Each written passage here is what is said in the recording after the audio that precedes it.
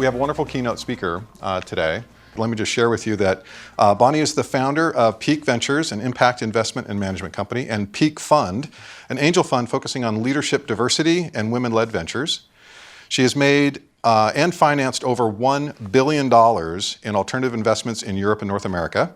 Having grown up in a working-class family, education had the biggest impact on her life. She strongly believes in empowering people with knowledge to make better and more mindful investment decisions. Please welcome Bonnie.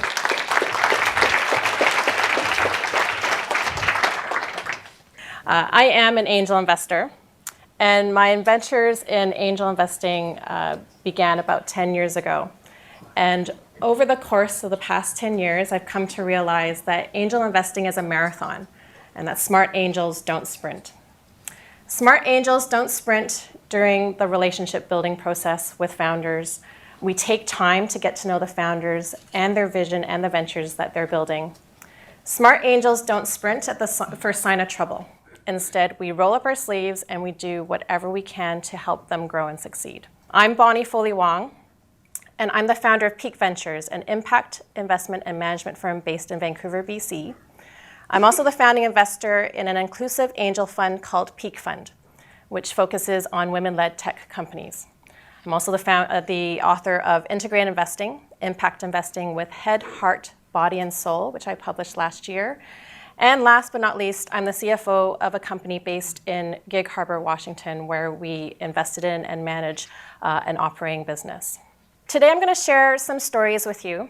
I'm going to share with you my own entrepreneurial and investing journey, how I got started as an angel investor. I'll share with you one of the tools that I developed that helped me decide what startups we still needed. It also was my way of answering what is impact. I'll talk a bit about a relationship mindset, which is critical, especially in early stage investing.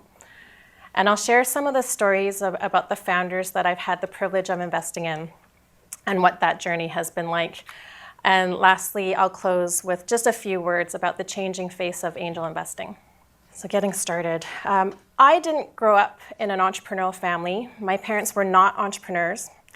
Instead, their sole mission was to make sure me and my sister got a good education and got good jobs that would provide safety and security and stability. And fortunate for them, my first career was one that was of my choosing, and fortunately it did make them quite happy. I decided to become a chartered accountant, which is the Canadian equivalent of the CPA here in the States. I figured that the world would always need accountants.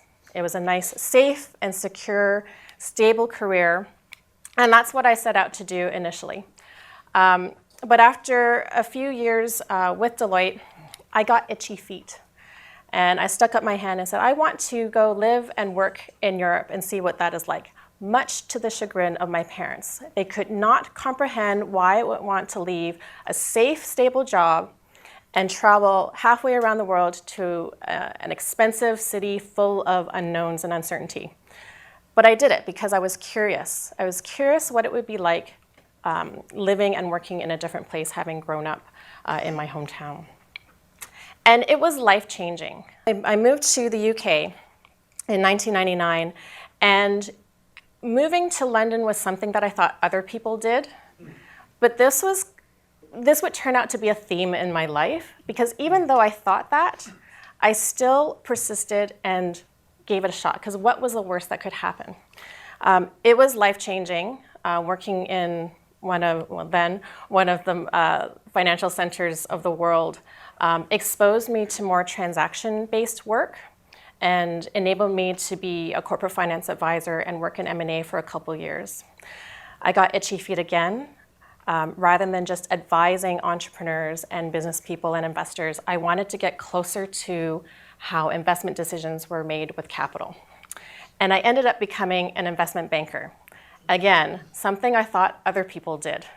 But I had the opportunity, and I took it. I had no idea what investment banking was or what was possible. And over the course of about 5 years, I probably learned more about how money moved in capital and private markets than any person needs to know. But it was also very informative in terms of how people how individuals made decisions on their own and in groups.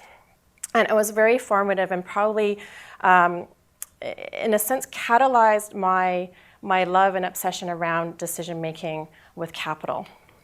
However, about 10 years ago, I was where I probably should have been at the pinnacle of my career. I was deeply unhappy. This was 2007, so you remember what happened in 2007, 2008, so it starts to paint the picture. And I was working with folks that really weren't that creative, really weren't that clever. They were just leveraging up their deals, very, very large deals, large sums of debt, and it was just a big shell game. And given where I'd come from and what my parents had hoped I'd do with my career, it was certainly not where I thought I would end up. And so I left high finance really quite jaded and dejected, and I literally ran away to the mountains. That's what the Basie part is. I lived in Argentina for 3 months, qualified as a downhill ski instructor. I lived in the French Alps for 4 months. What does that have to do with my career and what I'm doing? Well, and it was actually also informative because with downhill skiing, we need to make decisions in the face of uncertainty and make decisions moving from one safe place to another. However, when the snow melts, there's not that much to do. And so when it was summer 2009 came along, I decided I was not going to pack in my financial career. I was going to do something useful and purposeful with the financial skills that I had gained. And now with this newfound appetite for risk that I had developed over the course of my career. So in 2011, I moved back to Canada, moved to Vancouver, not my hometown, and started this exploration in private venture investing, early stage investing, and impact investing. And I founded Pique Ventures as the umbrella under which I would do all of my entrepreneurial work. And it's been a real shift in terms of my mindset, going from a large corporate environment working on really big deals to a more entrepreneurial environment working on investments 10, 25, 50,000, where those numbers feel like a really big deal. And I've gone from a place where I'd be looking backwards and playing it safe to a place where I'm looking ahead towards the future and being risk aware. And so getting started as an angel investor was tricky. I felt like an outsider because I was a financier. I'm not an exited entrepreneur. I was new to Vancouver, but I started with what I know. And I started with how could I help founders build their businesses with that knowledge and expertise that I had. And I started with a lens of what kind of impact or change did I want to see in the world. And so at the end of the day, I'm a big advocate for being curious about the unknown, practice makes not bad, and learning by doing. And quite frankly, it came down to writing those first checks. Even to this day, I still get a little bit nervous when I write a check, but I do so having gotten to know the founders, doing my due diligence, and feeling confident. But it's the practice and the doing that enabled me to start. So this is the alternative title to the first chapter in my book, What Startups Do We Still Need? And I developed a tool, a methodology to help answer this, to guide me in my decision about what kind of startups to invest in.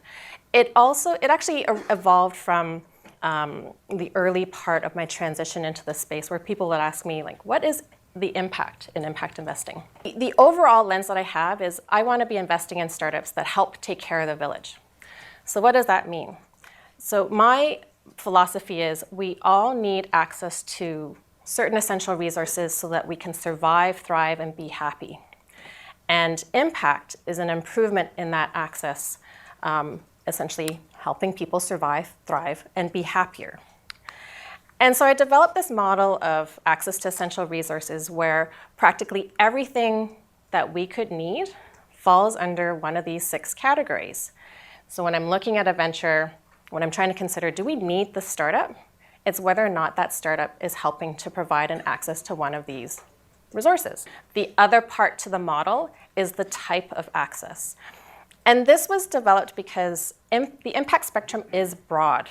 Okay, we're talking about a lot of different needs and access points, and there is no one definition of impact, but I was trying to develop a model to help communicate the type of impact a venture was having.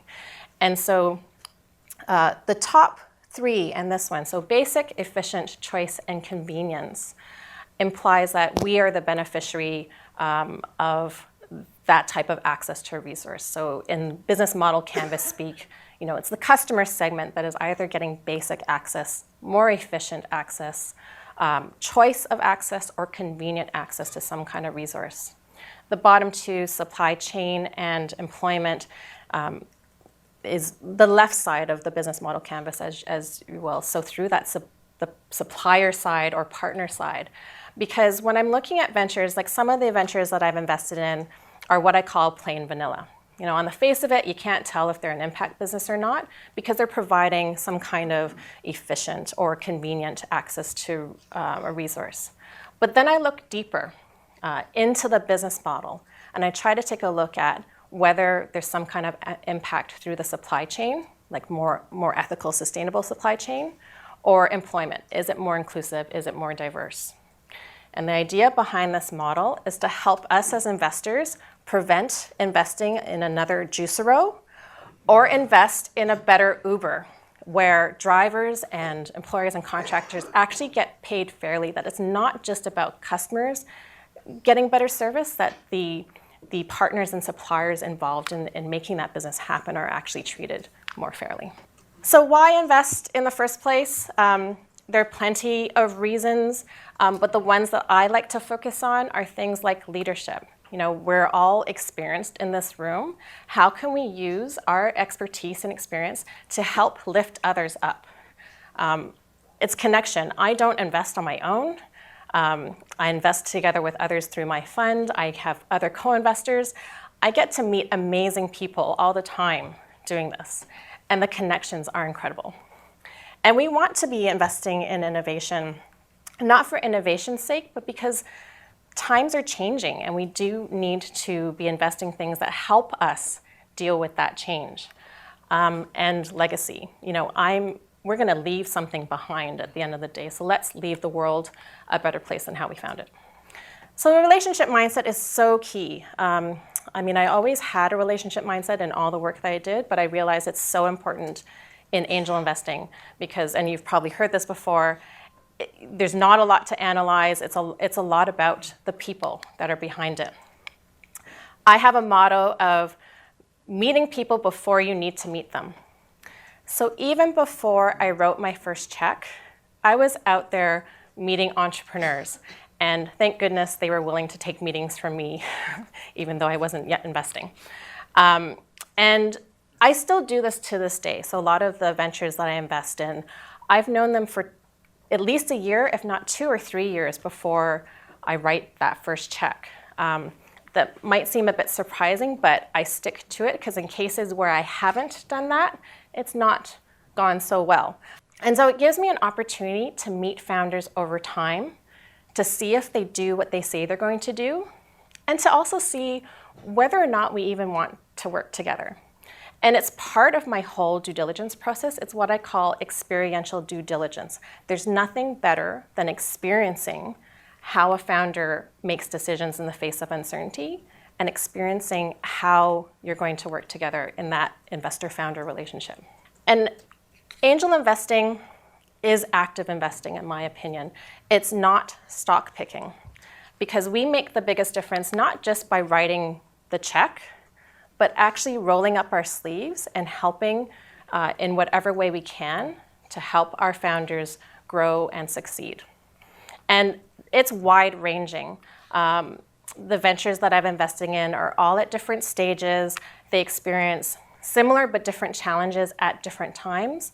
And so it does require the mental agility, but also the experience to be able to contribute to that process beyond the check. This is the post-investment phase. And I was a financier by background, and I came to this feeling like I've been investing my whole life. I've been doing due diligence my whole career. Like, I should be good at this. Fortunately, in parallel with this journey, I was developing my entrepreneurial skills and rolling up my sleeves and getting involved in operating businesses. And I have a great appreciation for entrepreneurs turned investors because they have that operational expertise to help our founders in these early stages through their challenges, find their way, and help them make decisions. At the end of the day, we need all sorts of people with all sorts of backgrounds in angel investing to help these new companies succeed. So, as I mentioned, like one of the best parts of doing this are the amazing people that you get to meet. And I just wanted to share a couple of stories about the founders that I've had the privilege and opportunity to invest in. I was introduced to Jennifer Lee, CEO of Muse Find, about 5 years ago through a mutual friend. And at the time, she was a jewelry designer. She was making body chain jewelry like this piece that I'm wearing today. And she and her co-founder were building this fashion brand as an e-commerce business. And I agreed to be her advisor. I met with her and her co-founder quite often over the course of the year, trying to help them make the connection between the marketing efforts, the product design, and actually growing sales and starting to grow a business. And where they succeeded, where they were doing well, was they were able to develop relationships with popular influencers. They got their product reviewed by Michelle Phan, who's one of the most popular YouTubers. They even got their product in front of Lady Gaga and Lady Starlight.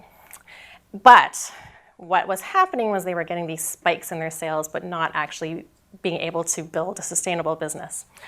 And I advised them, met with them regularly, and kind of got to a point where my advice would only go so far. And so I pointed them in the direction of various accelerator programs. In the end, they participated in the Entrepreneur Roundtable Accelerator in New York.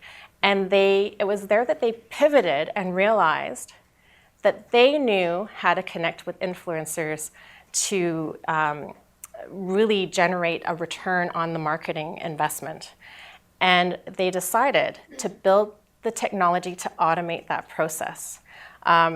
They pivoted, and Jennifer herself as a personal pivoted from jewelry designer to tech CEO, essentially in the space of 3 years.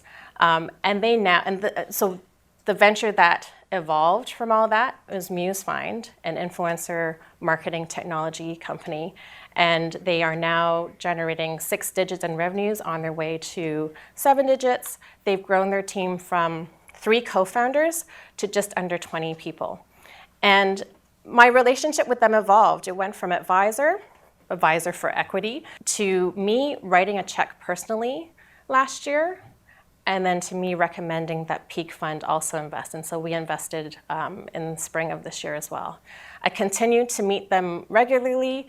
I was down here in Seattle speaking at Seattle Startup Week and asked Jennifer if she wanted to come along for some investor meetings. And so we've developed a really close relationship that has evolved as her venture has evolved. Oh, and one of the statements that she made, what kind of endeared me and encouraged me to write that first check, was after they'd come back from the ERA in New York, Jennifer sat down with me and was like, "Bonnie, be so proud of me. I'm tracking my metrics now and I love it." And that was the transformation that I saw from someone who was, making and designing to someone who really grasped the idea of building a business. Another founder that I've supported over the last 5 years, I had met when I was starting to speak on panels about investing and venture investing. And she had come up to me randomly at the end of the event, started talking my ear off. She's a very fast talker. She talks a lot. And she told me about the venture that she had just started. There must have been something in her that I saw. Maybe it's the fact that she was an accountant by training. I maybe have a soft spot for accountants still. But Catherine Dahl went from this scrappy determination trying to build this AP automation company called Beanworks. And we would meet, and she would go through her presentation. Her pitch would evolve over time. She participated in an accelerator out of Waterloo, Canada. And we just kept meeting, and I kept saying, no, not yet. And I wasn't writing checks yet. Until 2 years ago, in 2015, we ran into each other at the end of a technology awards dinner in Vancouver. And Catherine was livid. She was like, oh my gosh, like all the winners were men that year. And she said, like, we've got to do something about this. We've got to change this. And I had updated her that Pique Fund was launched. I was starting to invest and starting to write checks. And she said, oh my gosh, I love what you're doing. I don't need your money, but if you can get your due diligence done in 3 weeks, you're in. So she was closing her last seed round. And what made it possible to do due diligence in 3 weeks was because I was doing experiential due diligence over 3 years. And so we got it done in 3 weeks, and we made our first investment in Beanworks. Subsequently, we made a follow-on last year, just before Catherine and Beanworks signed a big distribution deal with Sage. So Beanworks is now the exclusive AP automation plugin for all of Sage's products. And as a consequence of that, Catherine raised her Series A financing at the start of this year, and Pique Fund was able to participate in that as a previous investor. But it's not all rosy. It's not like we constantly get this flow of deals and they're all amazing and we just keep writing checks. In 2016, we did due diligence on a couple of deals, and at the 11th hour, for various reasons, and ranging from poor governance to the founder changing the terms that we proposed at the last minute, those deals didn't go through. In part, they were a testament to what I had said earlier about not taking the time to do experiential due diligence. But we did manage to make a couple of follow-ons, but no new deals in 2016. The flip side to that, at the start of 2017, when it rains, it pours. In the space of the first 4 months of this calendar year, we made another follow-on in an existing portfolio company and 2 new deals. And right now, we're doing due diligence on 3 more ventures. We're likely to invest in 1 or 2 of those. And when we're making decisions about who to invest in, I am a strong proponent of integrating analysis, emotion, body, and intuition into those decisions. It makes sense to do analysis. Experiential due diligence is part of that. Gather as much information and data about the founders and the companies as you can. But it's really critical to check in about how you actually feel about the opportunity, about the founders. Because this is a relationship, and this is long-term. So I pay attention to how I feel about the investment relationships I'm forming. Am I energized by what the founder is trying to achieve, about spending time with this person? Because if I am happy and energized and enjoy working with the founder, I am more likely to champion them. I'm more likely to try to connect them to potential customers or potential investors down the road, talk about them at every opportunity I can, and do whatever it takes through good times and bad to help them. It's a feeling that drives that. It's not the analysis side. I'm also mindful, if I've been having a tough week, if I'm tired, stressed out, hungry even, just to be mindful not to make decisions when other resources are feeling kind of scarce. And lastly, a lot of what we're investing in, we don't know what's going to happen. There is a lot of uncertainty and unknowns in angel investing. We can't analyze what hasn't happened yet. And so we do need to tap into our intuition to help guide our decisions in this kind of situation. I've also been asked before about how to cultivate great investor-founder relationships. And often I hear from others, the key is communication.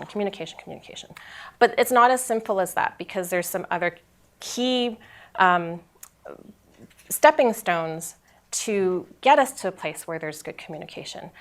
It does also involve, finding out, do we disagree well?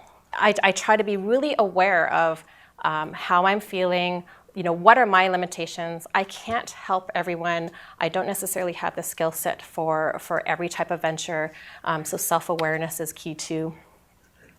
And with my founders, like we celebrate together as well. So when my founders reach a big milestone, I'm there to support. Catherine was nominated for an award earlier this year, and I had the privilege of attending the awards dinner with her and her team. Pique Fund hosts events where we bring our investors and potential investors and our founders together so that everyone can meet each other and our investors can see what the fund is investing in. And so all of these things contribute to having a good relationship where we can communicate well with each other. And so lastly, I just wanted to touch a bit upon the changing face of angel investing. These are numbers taken from the Center for Venture Research. The sort of top of the bar is the total number of angel investors in the US. It's kind of tracking around 300,000 people or so. And in 2012, women represented about 21% of that total number. People of color has ranged from about 4 to 5%. That bar is a little bit deceiving in that it's men and women, so it's not a true stat. But it gives you a sense of the relative ratios of how women and people of color are represented in the angel investing community. In 2016, women represented about 26%, but people of color, really that percentage hasn't changed all that much. To give you a sense of what is possible, in Pique Fund, we currently have 29 investors, of which 24 are women, and 10 of those women are people of color. And so this kind of diversity or this kind of mix is possible if you set out to do it, and perhaps maybe by me putting a stake in the ground, it gave people a place to come and gather. The fund is made up of people with high levels of wealth, as well as people of moderate levels of wealth.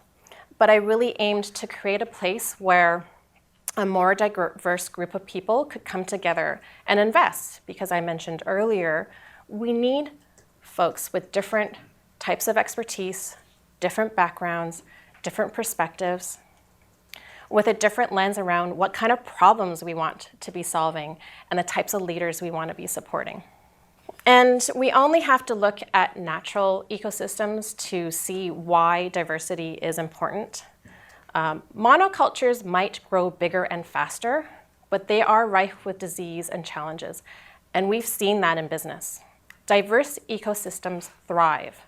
And that's what we need to see in the venture ecosystem as well, because these are the companies of tomorrow that we're investing in. And so I encourage you all to diversify your investments and invest in diversity. Thank you. So time for a couple questions.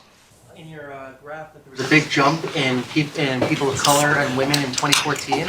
I was just wondering if you had an idea why that was. I didn't dig into the data, but as you can see, the total number of investors leapt up as well. I didn't go into it in any detail to try to work out like what happened in 2014, but I'll note that and I'll try to find out. If you don't mind disclosing, could you say approximately what is the amount that you would normally invest in the very first round, and then maybe what would be a follow-on round amount? Yep, so our first check, so from the fund, it tends to be 25 to 50 as a first check. Me personally, the checks are smaller, but we reserve an amount for follow-on as well, and that can vary depending on the stage, the success, and the need of the company. I was wondering, how do you find the people that you invest in? So right now, we get a lot of referrals. So I get a lot of referrals from other investors, occasionally from other funded entrepreneurs or the companies in our portfolio. Earlier on, when I was first starting, like I would take a meeting with almost anyone and was meeting folks at events, introductions through mutual contacts who might have had some sense about what we were doing. And that evolved, I'll be honest. I still I mean, I still do meet people at events. It is really tricky because if I can get a referral, there's already been a bit of vetting, and I have a network of people who know what me and Pique Fund are looking for. But I'm always mindful of like, how can people, open that first door and like find folks if there isn't that referral network, and it does require just getting out there and meeting people and trying to find that common ground, and then establish a reason to meet again. When you're evaluating like an entrepreneur's character, what are some key characteristics you personally look for?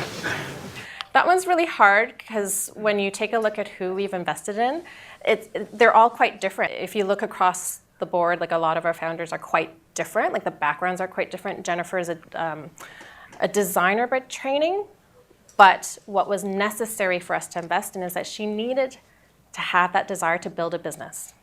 I do in this space meet a lot of makers, like people who like to make stuff, but don't necessarily want to build a business or learn all the different components of a business. So in some ways, having that desire not just to build a product or a technology, but having the drive to become a business person and a leader. But it's, I don't know, there's no common, I can't really put my finger on a common trait per se. Certainly, especially because I'm focusing on women-led ventures right now, all of our founders are pioneers. Like they are still operating in environments where, they're the odd one out. They're transacting with mainly men or whatever, or they're first in their field or whatever. And so they're pretty persistent. Probably tend to not take no for an answer, and they kind of have thick skins, which I think pioneers have to have. I just wondered what the size of your fund is. So the question is the size of Pique Fund. So it is an angel fund, and so we're just north of $500,000 at the end of this month. It's an open-ended fund, so we welcome new investors periodically. So we like to think of ourselves as a small fund doing big things. Great. Thank you, Bonnie. Thanks.